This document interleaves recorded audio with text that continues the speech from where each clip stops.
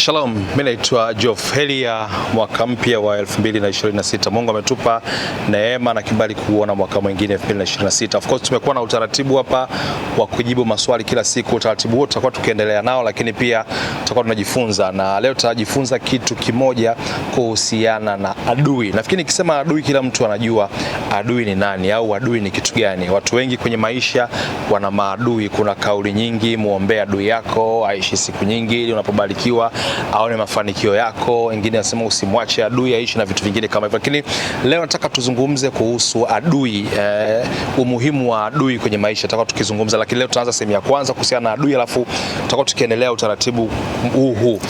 Ukisoma kwenye Biblia au ukitazama kwenye Biblia, mimi nimetafuta mistari michache ambayo inaelezea kuhusu adui. Yesu alizungumza kuhusu adui, lakini pia Mtume Paulo alizungumza pia kuhusiana na adui. Nataka tusome hii mistari alafu nikwambie njia ambazo maadui wanapatikana. Ukisoma kwenye kitabu cha Mathayo 5:44, Yesu alisema hivi: lakini mimi nawaambia, wapendeni adui zenu, waombeeni wanaowaudhi. Alafu ukisoma Luka 6:27, Yesu pia anasema, lakini nawaambia ninyi msikiao, wapendeni adui zenu, watendeni mema wale wanaowachukia. Alafu ukisoma kitabu cha Warumi 12:20, Mtume Paulo alisema hivi: basi ikiwa adui yako ana njaa, mpe chakula, ana kiu, mpe kinywaji, kwa maana ufanyavyo hivyo unamrusha makaa ya moto kichwani mwake. Hawa watu wote wanatuelezea kwa habari ya kuwatendea mema maadui zetu. Sasa adui ni nani au adui anaweza kujengeka vipi kwenye maisha yako? Kuna mambo matatu ambayo yanaweza yakasababisha wewe ukawa adui na mtu. Of course inawezekana kuna mambo mengi, lakini mimi nimeainisha mambo makuu matatu ambayo yanaweza yakasababisha mtu na mtu akawa maadui. Jambo la kwanza, marafiki wanaweza kuwa maadui.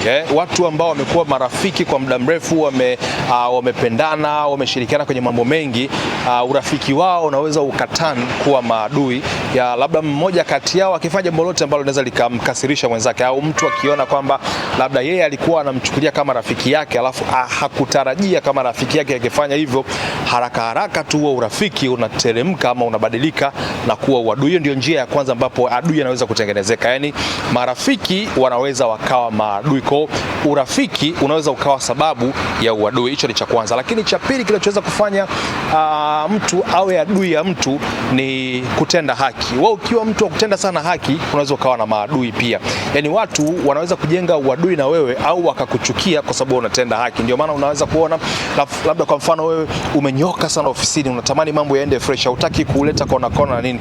Watu watakuchukia si kwa sababu unafanya vibaya. Yaani kule kufanya kwako vizuri kutawasababisha watu kuchukia. Mfano labda wewe ni mwanafunzi, yani kila kitu chako kimenyoka, mwalimu akitaka hiki umefanya. Kwa vile ambavyo wewe unajitahidi kutenda haki na kufanya vizuri, ndivyo ambavyo vinasababisha unapata maadui. Lakini namna nyingine ambayo ya tatu ambayo mtu anaweza akatengeneza maadui, hii inanishangaza sana. Wakati mwingine mwisho kusikia mtu anakuambia mimi na fulani damu zetu hazipatani. Inawezekana hamfahamiani, hamjawahi kuwa marafiki, labda ndio mnaonana kwa mara ya kwanza tu, lakini ukimtazama tu unaona kabisa wewe na yeye picha zake haziendi. Hii inakuwa kama ya kiimani fulani hivi. Sasa tunachotaka kutazama ni kwa nini maadui wapo kwenye maisha yetu, lakini pia kwa nini Biblia imetuonya ama imetuelezea kuwafanyia mema maadui zetu na wale watu ambao wanatuchukia. Endelea kunifuatilia, nitakuwepo hapa kukuelezea kwa undani kuhusiana na namna ambavyo wewe unatakiwa kuwatendea mema maadui zako, kwa sababu kila unavyotenda wema kwa adui yako ndivyo ambavyo baraka za Mungu zinakujia. Asante sana, endelea kufuatilia mafundisho haya.